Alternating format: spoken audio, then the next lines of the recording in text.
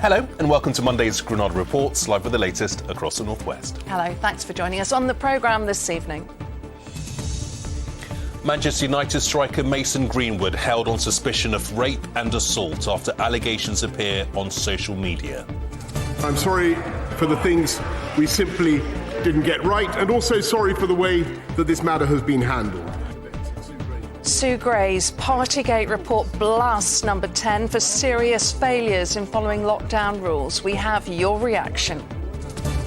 There are celebrations in Morecambe as councillors give the Eden Project North the green light, but it still needs millions from government to make it happen.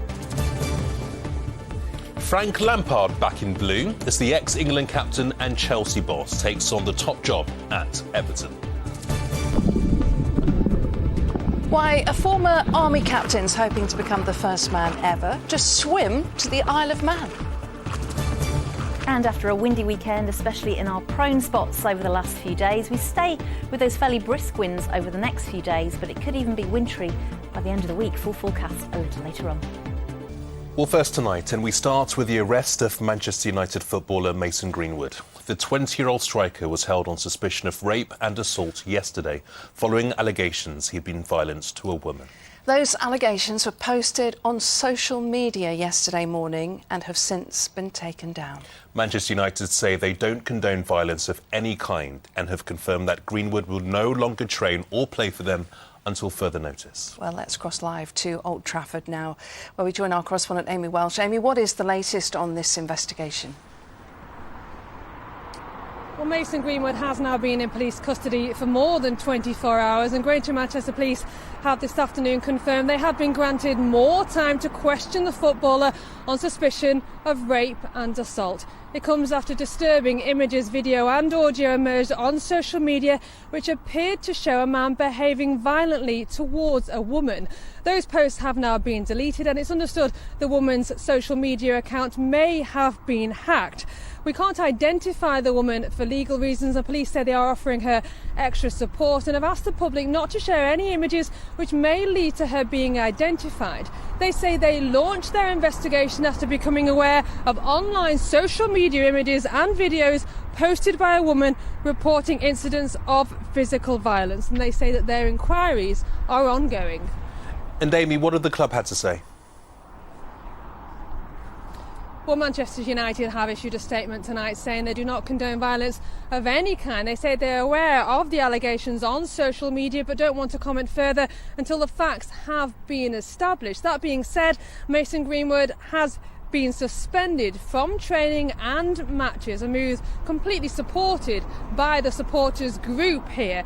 His sponsors Nike have also issued a statement tonight saying they are deeply concerned by the disturbing allegations and will continue to monitor the situation. It is important to stress that Greenwood hasn't been charged with any offences, but questions will be being asked tonight about his future as a footballer at this club. Yeah, I'm sure they will. OK, Amy, thank you. Well, next tonight there is no shortage of anger from you at home over the Sue Gray report into those parties at Downing Street. We can confirm tonight that no fewer than 12 of those parties are now the subject of criminal investigation by the Metropolitan Police. Yeah, the report highlights a culture of excessive drinking and failures of leadership. And you've been sending us your thoughts, like this one from Kate. He's laughing at the grieved families to save himself. He should go. Dave says that man will not do the honourable thing and resign. It's now up to the Tory party to do the right thing and pass a motion of no confidence. Well, the Prime Minister has said sorry. Not just that they got it wrong, but sorry for how it's been handled. The leader of the opposition, though, Keir Starmer, called him a man without shame. Our political correspondent, Leisha McNally, reports from Westminster. Leisha, has today decided Boris Johnson's future? Well, Lucy, for weeks we've heard ministers echo the Prime Minister in saying we must wait for Sue Gray's report. This is not it. Because of that ongoing police investigation, this is merely an update in which she herself says she's extremely limited into what she can say about those alleged Downing Street parties. In fact, when I asked one North West MP what he made of it all this afternoon, his first reply was simply that it was very short. Nonetheless, there are some significant findings here. Sue Gray states that some of the behaviour surrounding these gatherings is difficult to justify. At least some represent, quote, a serious failure to observe the standards expected not only of those working in the heart of government, but the standards expected of all of us at the time. And she adds that there were failures of leadership and judgment. Now, the Prime Minister has apologised and said there are lessons to be learnt. He faced a great deal of anger in the House of Commons today from all political parties. The Labour MP for Manchester Gorton said that for those like him who have lost loved ones to COVID, today reopens the wounds of their loss. I have never seen such a contrast. Such a double standard, so where those people in power, those who make the laws, in the very room where they make the law, they're then holding the party when all the rest of the country is locked up. How is that acceptable? But in terms of whether the Prime Minister gets to hang on to his job, what matters most is what members of his own party think, and they in turn will be guided by what the voters think. That picture could take some time to emerge and might be quite a mixed bag. The Conservative MP Scott Benton assured the House today that he believed people on the doorsteps of Blackpool South were supporting the Prime Minister. And he hasn't had a chance to crack on and deliver yet for the British people on their priorities. The report today has come out. The Prime Minister has apologised. Let's allow him to get on and deal. We want to hear that. And that gives you a clue as to the heated nature of the discussion in Parliament today. Meanwhile, here's what people in the marginal town of Prestwich had to say this afternoon when we asked them if they accepted the Prime Minister's apology. Not at all. No, he knew what he was doing and the party knew what they were doing. As far as I'm concerned, he's just misled everybody. It's like all these people, they only apologise once they get caught. I think he's wrong in what he did, but the point is I can't see there's anybody else to take his place at the moment. Man up and leave before he ruins this country, because that's what he's doing. He makes rules up for himself and then changes them to suit himself. Someone could change and they might put someone just like him. I stay out of it all, because when I do it upsets me, you know what I mean? It's charisma. I know it shouldn't be like it is, but I think a lot of people like him when they don't want to like him. So simply, this isn't over yet. Within the hour, the Prime Minister will address all Conservative MPs at a meeting of the 1922 committee. That's chaired by the Altrincham and Sale West MP, Sir Graham Brady. That's his big chance to rally support he may need in the coming weeks to face any continued anger from the public, the fallout from the police investigation and the eventual unredacted Sue Gray report, if we're ever allowed to see it.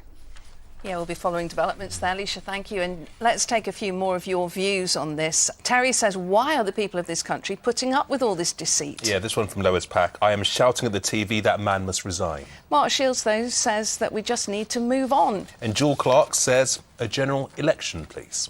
Many thanks indeed for those comments. Well, next this evening, another young person in Manchester has been stabbed to death. The 17-year-old boy, who's not been named, was found in a park in Salford on Sunday. Yeah, it comes only a week after the death of Kenny Carter in Stratford. Greater Manchester Police say they've arrested another 17-year-old boy for murder and, in a press conference today, appealed for information from the public. Our reporter, Jamal Williams-Thomas, has the latest. Police say a dog walker discovered an unresponsive male yesterday morning at around 7:30 in Salford's Clews Park. Paramedics were called to the scene, but sadly the man died. It was found he had been stabbed and he was just 17 years old. Officers today say another 17-year-old has been arrested on suspicion of murder and remains in custody for questioning. Greater Manchester Police say it's now urging the public around the Clews Park area to check any CCTV or dash cams that could provide vital evidence. Speaking at a press conference today, Assistant Chief Constable Tony Creeley reiterated the need for a social response to these crimes.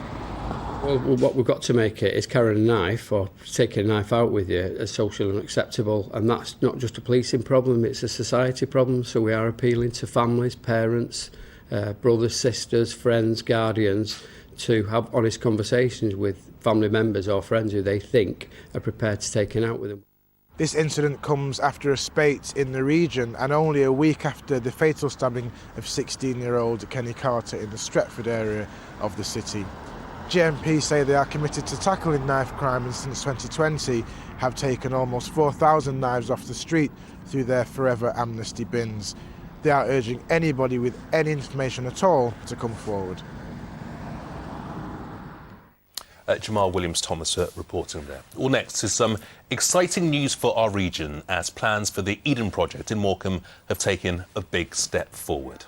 Yeah, how good is Morecambe looking today? Lancaster City Council's approved the proposals which would see the bay totally transformed with huge eco-domes, now of course a familiar sight in Cornwall. If it goes ahead, it's expected to create 400 jobs and attract up to 1 million visitors a year. Yeah, so everything's looking good so far, but the project still needs around £70 million in government funding, which has not yet been secured.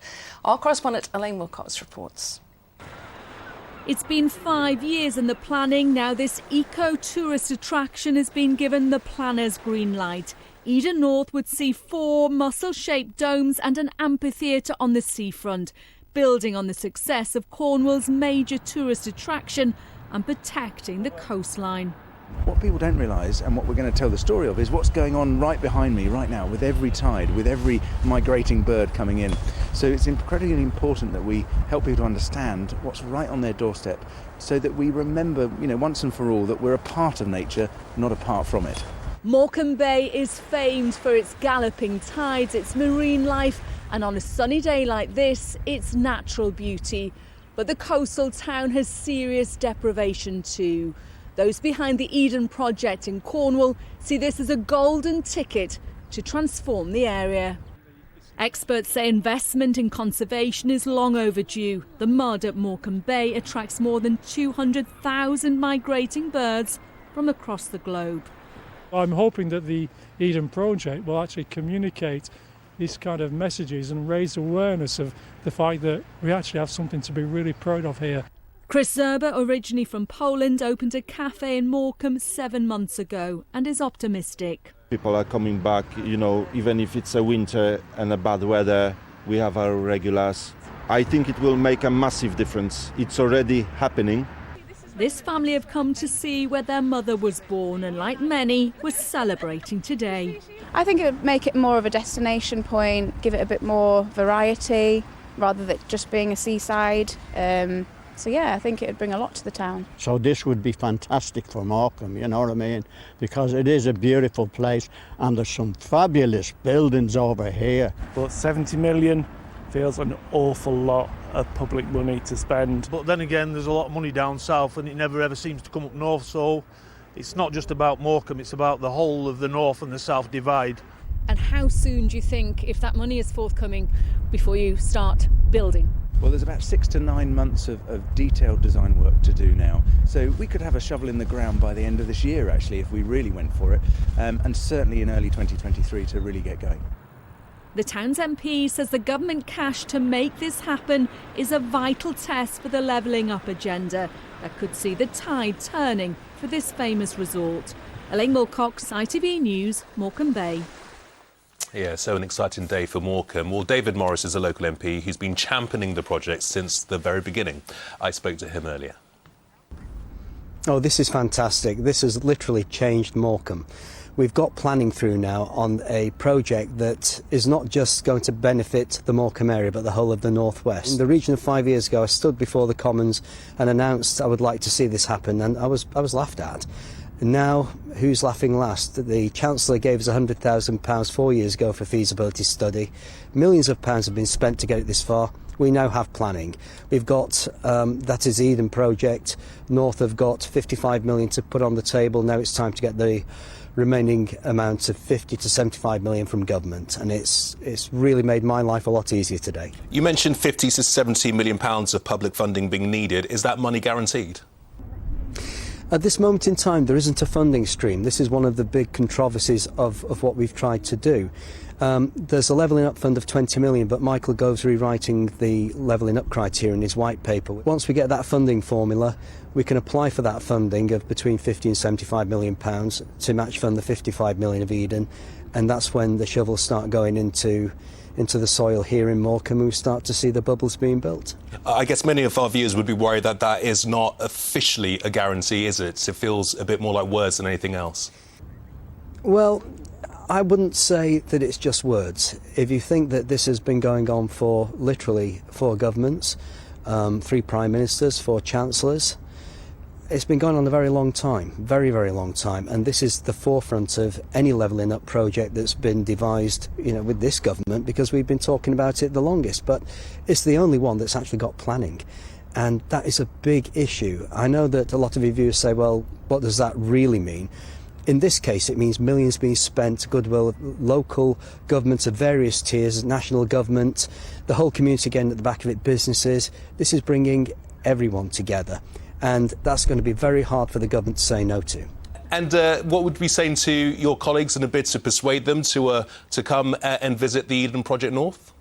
Well, as it happens, all jokes aside, I've got a letter in my pocket from 51 colleagues from all over the United Kingdom, writing to the Chancellor along with myself and to the Prime Minister to make sure that Eden happens, asking for that funding. They realise that this is a huge levelling up opportunity and they want to see it happen here in Morecambe. David Morris, thank you very much for your time, and great to hear that this investment will be coming to Morecambe and see the project. Cheers a lot. Thank you.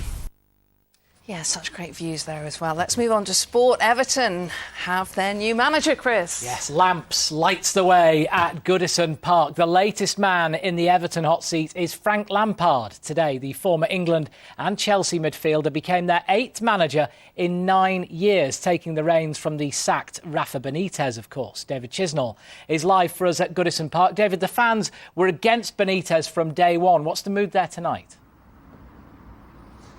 I'd say, Chris, a mixed reaction, but at least there is hope back at Goodison Park, and that's a big improvement on what it was like under Rafa Benitez. Frank Lampard has joined on a 2.5-year deal. The former Chelsea, Manchester City and England player comes in really this season with one job and one job only. That is to keep Everton in the Premier League. They're really struggling at just 4 points off the bottom 3. Well, this is only his 3rd job as a manager after spells at Chelsea and Derby County. It's a huge challenge, but it's one he says he's up for. Very excited. It's a huge honour for me to represent and manage a club with a tradition the size of Everton Football Club. I can't wait to get started. I always had a great feeling whenever I played against Everton as a player, playing at Goodison, felt the atmosphere, felt the passion of the fans, and very hungry to get started. I'm very open with the way that I work, and that's how I want to be, and I think that runs deeper and further than just owning a ball to myself. That runs through staff at the football club, that runs through the players, that runs through the fans, first and foremost, because they are the football club. So from my point of view, I will always try and be open, I'll always try and communicate, and I'll always try and hopefully show the fans exactly how hard I will work and we will work to bring those long-term visions. Yeah, really interesting hearing Lampard talk about openness there, something the fans say they don't normally get from their owner Farhad Moshiri or the board here. Well, Moshiri today said that they have hired a winner in Lampard. He's urged all the fans to unite behind him, while the chairman, Bill Kenwright, has said that he's a modern, ambitious and exciting young manager, and I'm sure Evertonians will give him the special welcome that only they can. So what do Everton fans make of this appointment? Well, I've been speaking to some to find out. It's good to bring in some new young players, and that he was doing well for Chelsea, I thought, you know what I mean? Not the man for the job. No experience, no track form. Should have given it to Duncan Ferguson. I think he's done well at Chelsea. We ain't given him enough time. You know, their chairman likes to bite the bullet, a bit like ours at the moment, innit? But let's give him more than 2.5 years. Let's have a good go, innit? So Duncan Ferguson, mentioned by one of the fans there, he missed out on the main job again, but he will stay on as part of Lampard's backroom staff. And Lampard might not be the only new face in here at Goodison today. Of course, it is transfer deadline day, and it looks like Tottenham's Dele Alli and Manchester United's Donny van de Beek might also be joining him before the 11 p.m. deadline. It certainly has been a busy Monday for the blue half of Merseyside. Finally, to a rugby league legend who passed away at the weekend. Des Drummond won the league championship with Leigh in 1982, as well as the Lancashire Cup and the Regal Trophy with Warrington. This exciting winger also starred 24 times for Great Britain. He gained broader respect in the 80s TV show Superstars, going on to finish second. At their friendly match with Wigan at the weekend, Warrington held a minute's silence for a player they described as one of their all-time greats. In Superstars, I remember, he ran the 100 metres in 10.85 seconds. That would have earned him a place at the 1984 Olympics. He was an absolute legend of the sport. Yeah, could he run? That's really sad news. Chris, thank you. OK, here's what's still to come on the ITV News at 6:30 with Mary. I'll be bringing you the evening news live from Downing Street, where this afternoon Sue Gray's damning report into alleged wrongdoing here has been published. A staggering 12 gatherings being investigated by the police, including one in the Prime Minister's own flat.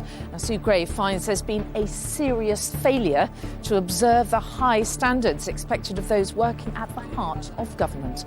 I'll be bringing you reaction to that and what all this means for Boris Johnson. Plus, the storms which battered parts of Scotland, causing misery for thousands still without power. And the street parties for the Queen's Platinum Jubilee in June. Well, do join me for those stories and more at 6:30. Thanks, Mary. Now, there are many reasons people join the armed forces. For some, it's because they're drawn to serve their country, of course. For others, it's to see the world, and some just love the idea of a challenge. So, what do you do when you've done and seen it all? Well, the aptly named Adam Diver, who's from Fleetwood, has set himself quite the task. The former army captain wants to become the first person to swim across the Irish Sea from the northwest to the Isle of Man. It's an epic swim across 32 nautical miles of treacherous water, and training is well underway. Yeah, good luck to him. Paul Crone has been to meet him. If you're going to attempt to swim across to the Isle of Man, then being called Adam Diver might just be a lucky omen. The 45-year-old former army captain from Fleetwood, who served tours in Afghanistan, Iraq and Bosnia, is preparing to take on a gruelling mental and physical challenge as nearly 30 miles of tricky tides and currents stand between him and reaching the Crown dependency. I'm going to be swimming at 6 hours, then resting for 5 or 6 hours. So that prolonged swim for that amount of time is going to take it out on the body and the mind as well. Adam is making the most of the special wave pool at Fleetwood Nautical Campus where he works. And yes, I feel queasy too just looking at him getting in the training. Big waves, big waves. So I've got to bring my arm right over the wave in like a straight arm instead of a pool swim where it's more technique. So you can see it, it's a bit more of a slap. The man who's been swimming since he was 5 has run numerous triathlons, but the support team with him says the swim across to the Isle of Man is a different kettle of fish altogether. We can predict the tide in terms of tidal speed and direction of flow. We can't predict the wind on the day, and there are hundreds of records of the crossing in the English Channel to refer back to, but this is new territory for us. This is no easy task for Adam. Apart from the swimming, he's going to have to contend with giant jellyfish, cramp, fatigue and even seasickness. But apart from that, it's a doddle. It's going to be the mental side. After doing 6 hours in the water and having 5.5 hours rest, then having the mental strength to go back in the water to do another 6 hours. So that's going to play a massive part. The big swim, as it's being called, will also be a chance for vital research to be carried out from the 2 boats accompanying Adam. We're going to come on the trip with a plankton counter and we're going to be looking at microplastics. We're also going to be bringing along a marine probe so we can take stuff like temperature, salinity, conductivity measurements, and also we're going to be taking collection bottles so we can actually sample the water and have a look at the content in it when we come back to the lab. Adam must start his swim exactly on July the 22nd to make the best of the tides and hopes to reach the Isle of Man on July the 24th. We'll follow his progress closely from the safety of our sofas. Paul Crone, ITV News, Fleetwood. Tell you what, hats off to Adam. Cramp, fatigue, jellyfish, no thanks. Jellyfish, that's the thing that would get me. Storm Isles, what a great name. And Diver. They were just made for that story, weren't they? Superb. Kerry has the weather. Now that is brew weather. And only bowling what she needs. United Utilities sponsors ITV Granada weather. Big up you, sis. Hello, very good evening to you. Still blustery across the northwest today, but definitely seeing a little bit more in the way of sunshine. But Dave Graham in Liverpool had all weathers. He had some blue sky, he had 1 or 2 showers, some very cold and gusty blustery winds, but also feeling nice in those sunny spells. The brisk winds, albeit not storm force, will continue over the next couple of days. Further spells of rain mixed in with drier, brighter spells, and then it gets colder by Friday. So in a little bit more detail, we've got slightly milder but windy and cloudy conditions for tomorrow and for Wednesday. And then it's during Thursday, the latter part of it, that a fairly short-lived intense area of rain behind that introduces much colder air for Friday, so turning anything wet, and we are expecting a few showers, wintry. So in the meantime, overnight tonight, a brief dry clear spell this evening before cloud thickens from the west, bringing bits and pieces of rain overnight tonight. So more persistent over high ground with some mist and murk here, but fairly cloudy and damp for most of us. If anything, those temperatures rising, and the winds once more strengthening and again becoming quite gusty, especially for the Isle of Man, the coast and over the hills by dawn, gusts 40 to 45 miles an hour. A big thank you to Paul Walsh for this great shot. There are sun times for tomorrow, 7:58 and 4:52. Not a great start tomorrow. Gusty, blustery, cloudy, damp, misty and murky. Perhaps a little bit drier and brighter, at least for a time, further north, maybe to parts of Lancashire and South Cumbria. Fairly mild, but not feeling that way in that northwesterly. And then over the next few days, mild and breezy before the end of the week.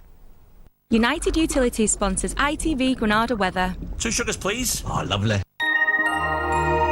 Thanks, Kerry. And still your views keep coming on Downing Street parties. Marilyn Dobbs says, I'm absolutely furious. I have been a lifelong Conservative, but I cannot vote for them again in all conscience. Yeah, John says, I think we could settle this issue quite simply. A referendum, Johnson stay or Johnson go. There is, of course, lots more on this coming up in the network news. Yeah, keep your views coming. We always like to see what they are. Bye-bye. Bye-bye.